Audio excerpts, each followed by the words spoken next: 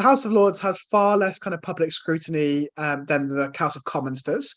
I wondered if you could talk our viewers through what the current role of the Lords is in our constitutional framework as it currently stands. Well, to put it simply, the sort of one sentence answer to that is the House of Lords is supposed to be primarily a house of scrutiny. So the House of Commons is the predominant house.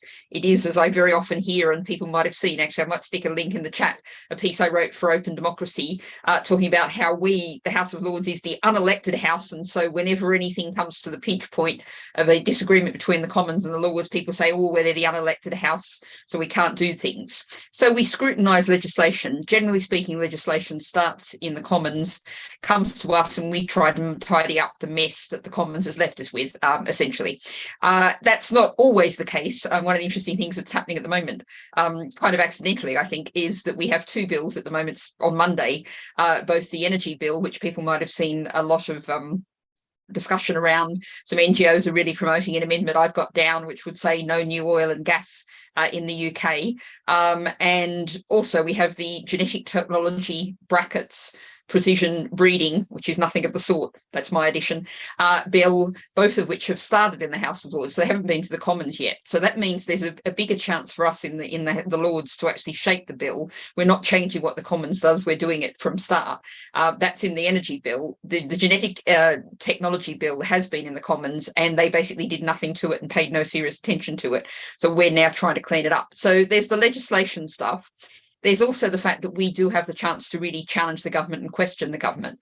And that means you look a minister across the eye above the dispatch box and say, as I did, and I'm having a debate people might see on social media with Zach Goldsmith, who gave some pretty good answers to a question I had on Thursday about the place of Western mining companies and corruption in the place of in the Eastern Congo. So we've got to ask questions. We also have the chance to put down written questions, and I've put down written questions for many Green councillors around the country, campaigners around the country who were trying to pursue something.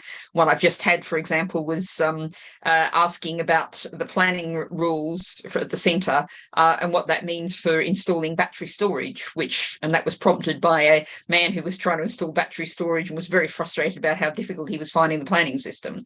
So we get to question and scrutinise the government and deal with legislation. So those are the sort of two main things. But the key thing is, you asked about the constitutional position, is that our position is secondary. All the debate about the House of Lords now, of course, the composition of the House of Lords is utterly indefensible. The 92 hereditaries who are there just because of an accident of birth. I sometimes say, it's because their great-great-great-great-grandfather was good mates with William the Conqueror. That may not be 100% true, but it's not that far off. And 92 hereditaries, 15 bishops from the Church of England, and everyone else there mostly through purpose of patronage. So it's an indefensible system. It's a system that doesn't stand up.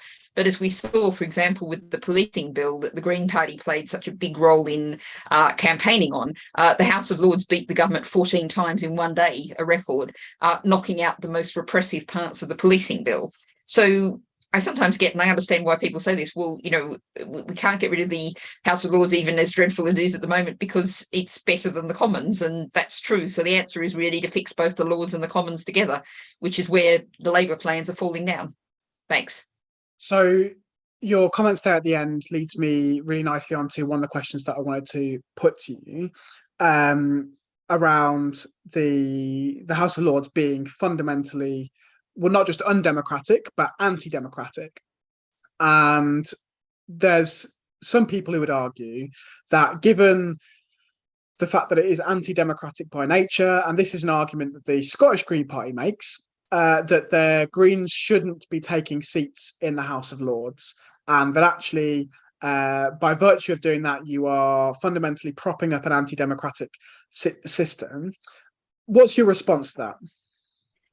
First thing I'd say is, of course, as Greens, we take part in first past the post elections in Westminster level, in local council elections. We don't believe in first past the post elections, but that's the current system we have, and we're stuck with it.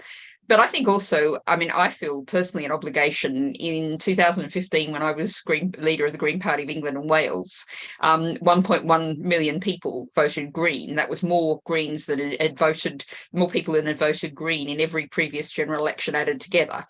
Now, those people still only got one person, Caroline Lucas, to represent them in the House of Commons.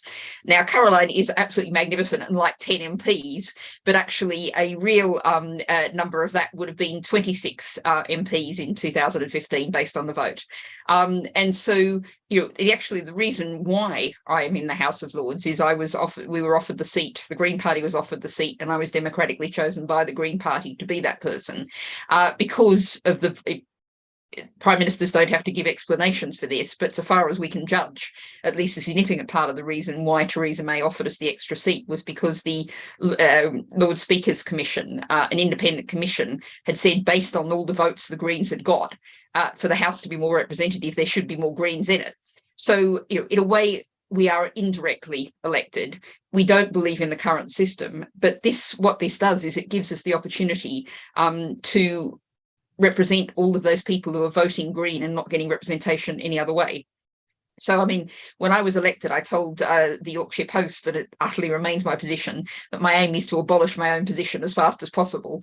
And the first bill that I actually tabled after my maiden speech was I trotted up to the bill office holding my copy of the House of Lords Elections and Other Reforms Bill. And that would have created an elected House of Lords. So, we've been doing that, and Jenny Jones had tabled that basically similar bill, essentially the same bill before me.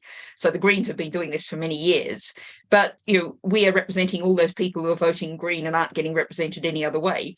I understand entirely why the Scots position is where it is, but that of course doesn't stop me being able to, as I've been able to with some considerable impact recently, be the only person speaking up for Scotland's right for self-determination in the House of Lords, because the SNP doesn't take seats.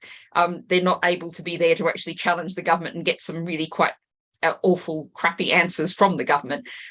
So, I think I understand the Scottish Greens position. I'm not going to argue with it. I just think it's a case of many of us, we're trying to get to making the UK a democracy, trying to get to Scottish independence, trying to get to self-determination.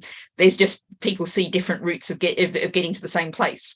And I will just mention too, I just dropped in the chat, I'm assuming everyone who's watching or listening to this can see it. I dropped into the chat the piece I wrote for Open Democracy, just talking about some of the problems with the unelected House of Lords, why it's ineffective, and that might be useful, interesting to some people. Yeah, so I took the link that you popped in the Zoom chat, which is just between the two of us, into the YouTube chat, so everyone has got access to that.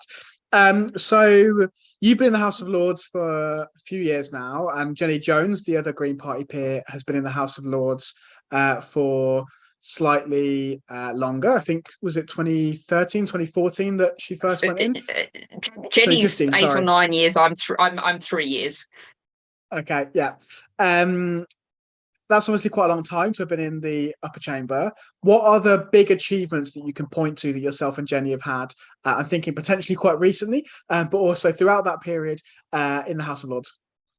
Well, I think one is ideally you'd have Jenny talking about this, but since you've got me, I'll talk about it, which is the Clean Air Bill, or Clean Air (Human Rights Bill). And that's the first time that a Green bill has actually passed through a House of Parliament. This is something that an issue that Jenny's been working on for many, many years, over air pollution, and particularly, literally the right to life. We'll be talking about the most basic human rights. And that's been working with the campaigner, with the campaign group Clean Air for London, and the wonderful campaigner Rosamund Kisidezu, who of course many people will know that her daughter Ella very sadly was the first case in which a coroner has concluded that air pollution caused Ella's death. And so this is a bill that says clean air, breathable air, air that doesn't make you sick, air that doesn't kill you, is a human right. And it sets out targets and progress towards that. And it's been through all of its stages. Jenny got the first slot in the private members bill for the House of Lords in the ballot. She's marshalled it right through with the support of campaigners, right through all the stages of the House of Lords. It's now going down to the Commons, and Caroline Lucas is picking it up down in the Commons. It's not very often that private members' bills actually become law, but this is one that's just very, very hard for people to argue against, very, very hard for people not to see the case of that. So, that is, again, a real sign of Greens making progress, Greens achieving new things. In terms of what I can point to, I also had the first ever contested vote in the House of Lords put by the Greens that we won in the Environment Bill. And that was in the Environment Bill, now the Environment Act, set targets for air and water that the government but legally was supposed to produce by the 31st of October. Actually, it still hasn't produced them, but I'll park that one to the side for the moment. But there was air and water, and I looked at that and thought the logical other alternative to that, the alternative thing to make this complete was to have a target for soil health, soil quality. And I put down that little modest amendment. I got backing from all sides of the House, from people like Lord Deben, the Tory chair of the Committee on Climate Change, from the Duke of Wellington, which always does my head in, from Earl of Caithness, who's a Tory. Lots of people from all sides of the House backed it, and for the first time ever, a Green vote, we actually defeated the government. So we're able to be in there as Greens. We don't often win, but what we also are able to do is put issues on the agenda. And this is one of the things why the House of Lords is so useful, that I think campaign groups and NGOs are really just starting to recognise, is that in the Commons, for the government to have to respond to an amendment, to actually have a debate, Caroline has to get backing from other parties, Caroline Lucas, when she puts down an amendment, because the Commons only debates amendments that the Speaker selects. But in the House of Lords, the government has to respond to every amendment that's tabled. You don't need a seconder, you don't need someone from another party.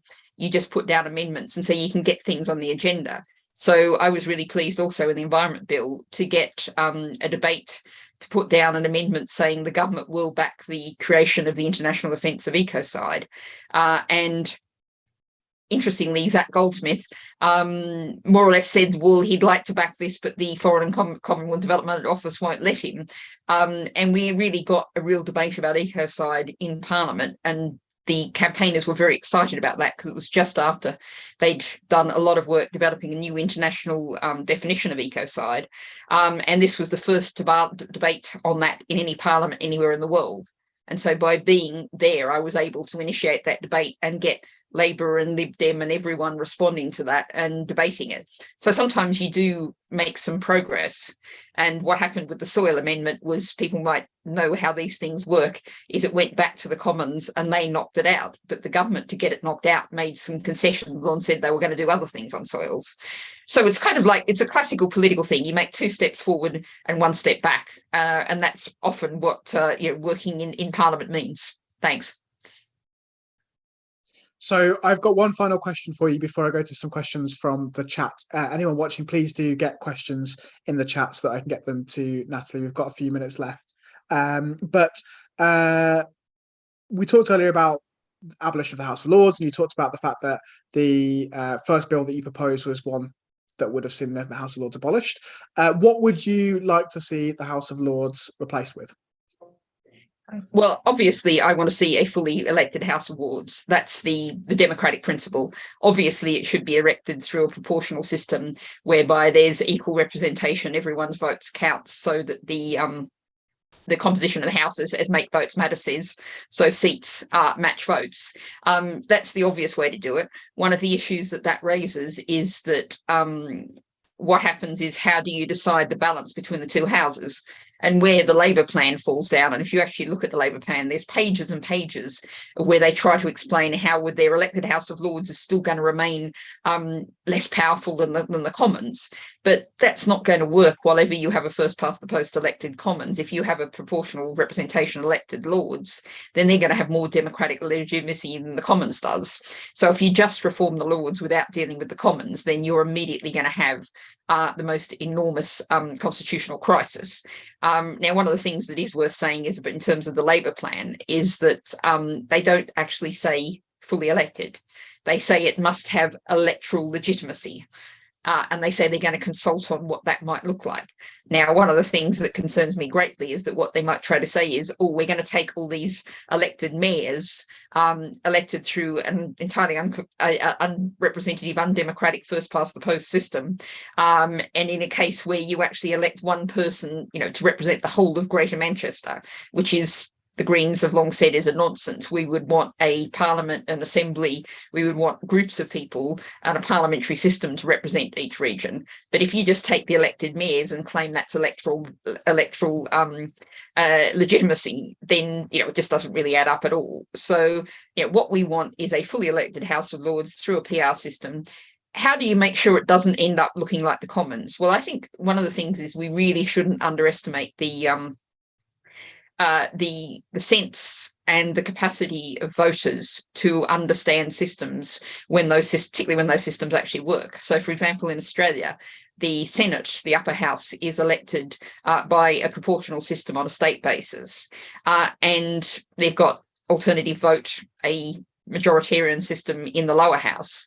And many, many people in Australia vote differently in the upper house to the lower house. So one of the things that the Green plan that bill sets out aims to do is to really encourage the crossbenchers, the non-party people, former High Court judges, people like John Bird, founder of The Big Issue, Deborah Bull, the famous former ballet dancer, who are real ornaments to the House and real additions to the House, to encourage them to stand as a list, as a non-party list. And I think particularly starting from the position of being in the House, I think people would vote for a significant number of those people. And that would then, get you a different composition. Also, the suggestion is that you can only be elected to one term in the House of Lords, a 10-year term, and you can't then go to the Commons. So it doesn't become a place where you can set up a political career. It becomes a place where you do that for a while and then go off and do something else or go off and retire or whatever. And so you do want to have a fully elected democratic House, but you need to structure it in different ways so it doesn't become just an echo of the Commons, because that obviously wouldn't give you that sort of scrutiny that you actually need. Thanks.